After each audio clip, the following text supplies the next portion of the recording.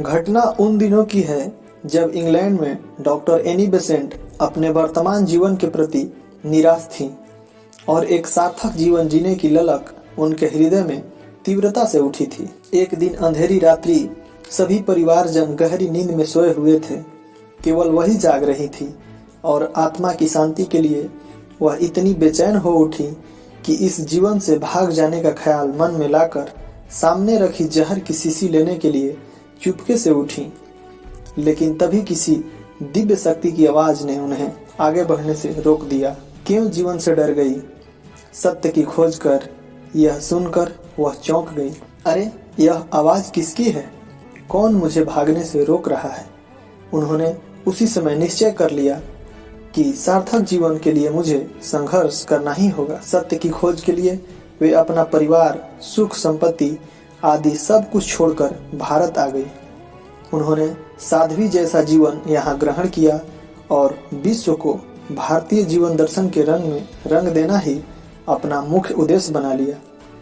उनकी मृत्यु भी भारत में ही हुई थी। इन बातों से यही निष्कर्ष निकलता है कि अंधकार से प्रकाश की ओर जाने के लिए मनुष्य को संघर्ष करना पड़ता है, जिसके दौरान वह अपनी शुद्ध चेतना से समर्पण भाव को जागृत कर जीवन लक्ष्य की प्राप्ति कर लेता है।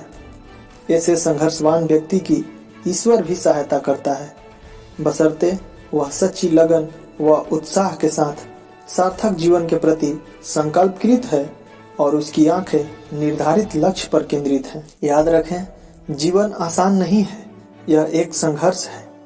कठिनाइयां एवं बाधाएं जीवन के अंग हैं। इनसे भयभीत होकर कर्तव्य पथ से पलायन कर देने का अर्थ होगा अपने जीवन मूल्य को नष्ट कर देना। सत्य तो यह है कि कठिनाइयों और दुखों पर विजय प्राप्त करके ही मानव ने इस भौतिक संसार का इतना ऊंचा विकास किया है। जब कड़वी दवाई के सेवन से रोग का निदान शीघ्र होता है, तब हम अपने जीवन लक्ष्य की सिद्धि में संघर्ष करने से क्यों कतराएं? त्रेता युग में राम जी को 14 वर्ष का वनवास मिला था और फिर लंका पर विजय प्राप्त करने के पश्चात लौटने पर राजगद्दी मिलते ही उन्हें सीता जी के निष्कासन पर एकला जीवन जीना पड़ा था। द्वापर युग में श्री कृष्ण के होते हुए भी धर्मराज युधिष्ठिर सहित 5 पांडव भाइयों को 12 वर्ष का वनवास और साथ में 1 वर्ष का अज्ञातवास झेलना पड़ा था। इससे स्पष्ट है कि यह जीवन संघर्ष आदिकाल से चला आ रहा है। अतः सुंदर जीवन बनाने के लिए हमें संघर्ष के बीच तो रहना ही होगा।